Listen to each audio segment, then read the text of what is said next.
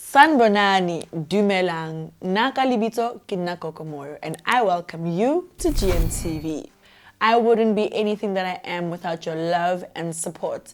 To all the new people, I say welcome. This is about to be your new favorite place. Since you're new, hit the subscribe button as well as the like button so that you don't miss out on any of our amazing content. Remember guys, it's important for you to share the content as well as give me your feedback in the comment section. I truly and sincerely appreciate it. You might be wondering today, and like Gogo's keep hand, right? Well, today we're talking about identity. Exactly how much of your identity says a lot about you. And considering how much of you know about me, Helen Chebile Kajok, what do you think of my lovely hairstyle?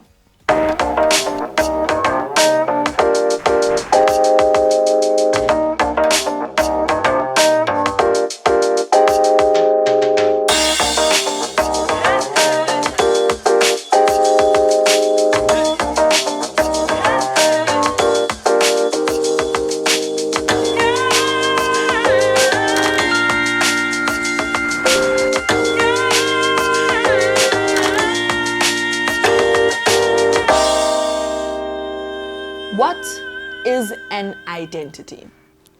Is it just the way you look? How you clothe yourself? How you express yourself? The family that you're from? And all the other influences that you've come across that make up you right now? I'm asking you this question mainly because I want to help you identify a lot about yourself, and especially, who are you? For you to be the person that you are today, what did you have to go through? What did you have to deny, decline, and say no to for you to choose a better version of yourself? I'm also asking because I want to get to the bottom of the notion that why do you have to look a particular way for you to be in the role that you're in? Are izangoma not supposed to wear wigs? Is a policewoman in her uniform not supposed to be wearing a red lip? Is a person in any kind of maybe perhaps a higher position, let's say government, are they not allowed to wear miniskirts? Anything that speaks away and takes away from your core identity is what I am questioning today.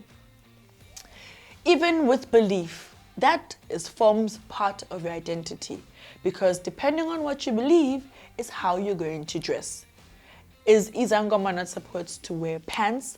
Are they not supposed to be seen at social gatherings where they are amongst their friends and loved ones? Why do we have so many tags and titles linked to people and not limiting them in terms of how they want to live their lives? And like rebomang, why do we feel like we have this authority to go around giving people names and tags and telling them how to behave? What if I'm a person who was called into being a healer, but I'm a dynamic and diverse and vivacious person who loves to live an outlandish life? Now do I chuck my hair and lose my lipstick and my Gucci just because I am a servant of the people? Yes, there are times when I should respect and honor the work that I do, but does that mean that the girl inside of me dies because you hold a certain tag to who I am? Where is the fairness in that? And that's exactly what today's topic is about. Furthermore, I'd like to teach you about the two important parts of a person's life. When they're in early adolescent phase and when they go into young adulthood.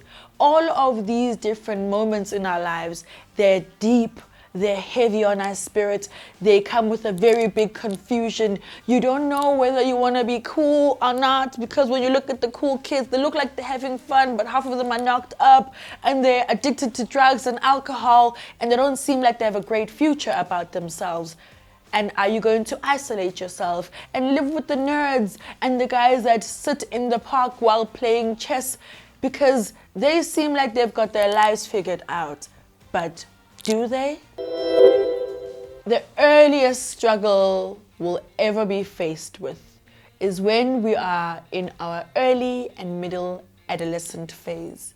This is the part where we are dealing with a crisis named identity versus identity confusion. This means and represents that you are struggling with coming up with a unique and individual identity about yourself. Meanwhile, and all the while, trying to be accepted and trying to fit in. The second part that you'll ever face while you grow up is when you are in your late adolescent phase leading up to your early adulthood. And this crisis is called isolation versus intimacy.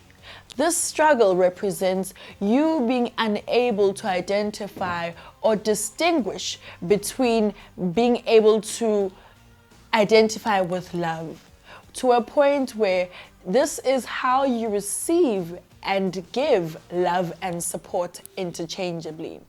To add on to that, a lot of the times when we come into our adulthood or even late adolescent, we now start becoming more sociable and socializing amongst our peers, and we make new friends, especially when we start going into college and university.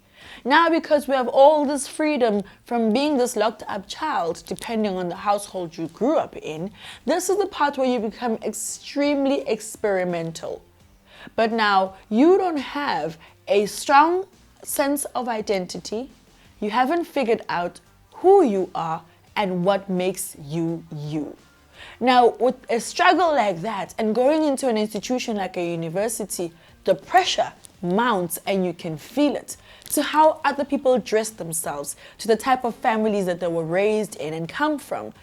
People are obviously not the same. I keep talking about the differences that you find in your fingers.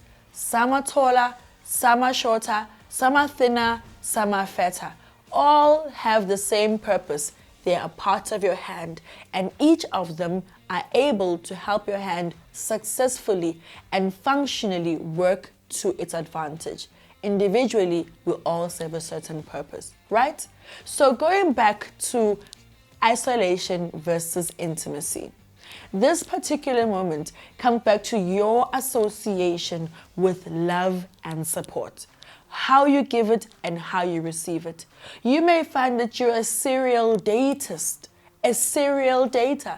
purely because you feel like if you're not in a relationship, that isolation is way too overwhelming because you haven't identified in yourself who you are, what you like to do in your spare time, and what your aspirations are. So you take away all that time of reflection and you move it and you make it someone else's responsibility. And you end up going into relationships for the sake of dating, not because you have genuine love and support you'd like to share with other people. Now, I'd like to ask you about your beliefs. So you have grown up to be the person you are today. You've decided on your look, on how you clothe yourself, how you speak, how you dress your spirit. But I want to know about your belief systems. Are those really and truly your own? Or were you raised in a household that is vegan, therefore you're vegan? Or they leave their shoes at the door, therefore you leave your shoes at the door wherever you go? Or they're Christian, therefore you're Christian? Or they're atheists and therefore you're an atheist? Or they are deeply madly cultural and therefore you are deeply madly cultural? Are your beliefs your own? At some point in your life, we are taught by our parents to live a particular way. And then we grow up and we step into the world, and then we realize that actually some of the teachings that I learned were maybe out of fear, out of the lack of knowing, the lack of resource, the lack of coming into actual contact with whatever is being spoken about, i.e. experience. But then now your life is more diversified than the people that raised you. And now you have your best friend is actually a izangoma, or is a Buddhist monk, or a yoga teacher, instructor. Now they are able to impart and share with you key and important things that help them govern their lives, or how to make decisions.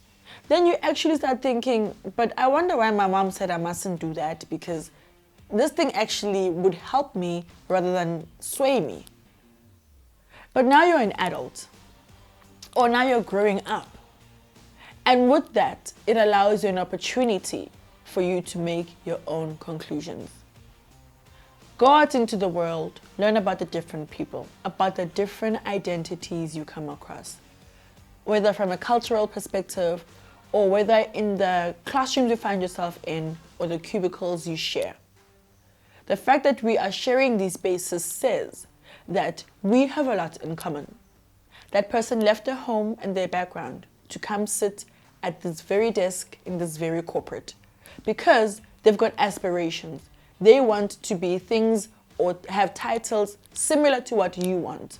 So already the barriers are taken down, which means that you can now actually engage with these people truthfully, honestly, and with more curiosity about yourself.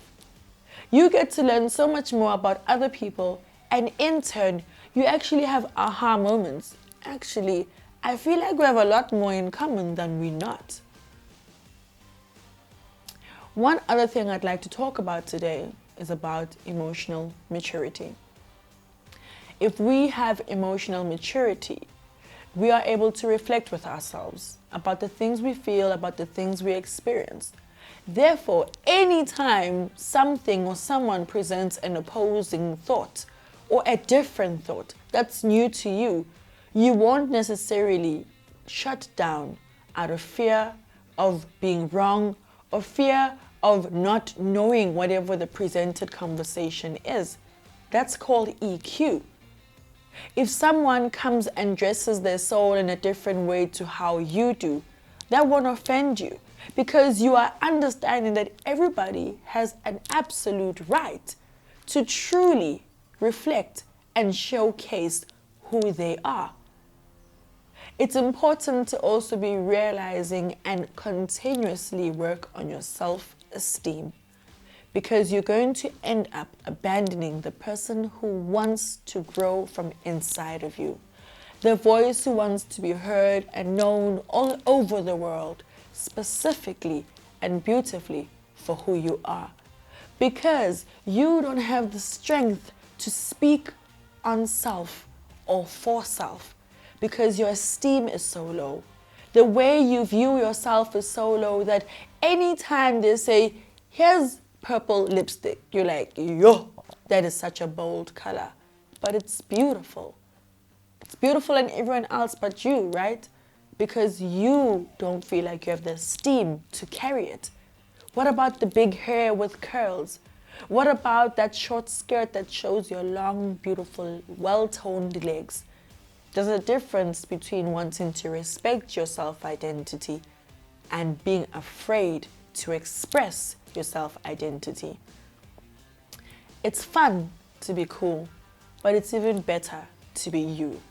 You have to know the cornerstone of who you are. Ultimately, it's what attracts people to you. It's what attracts the kind of activities that you do and the people that you end up relating to and engaging with. If you're going to shy away from that, then you're not giving yourself a chance to really find happiness in the world. If anyone denies you, they are helping you offload and not take on a load that would have otherwise hindered you from being a successful version of yourself.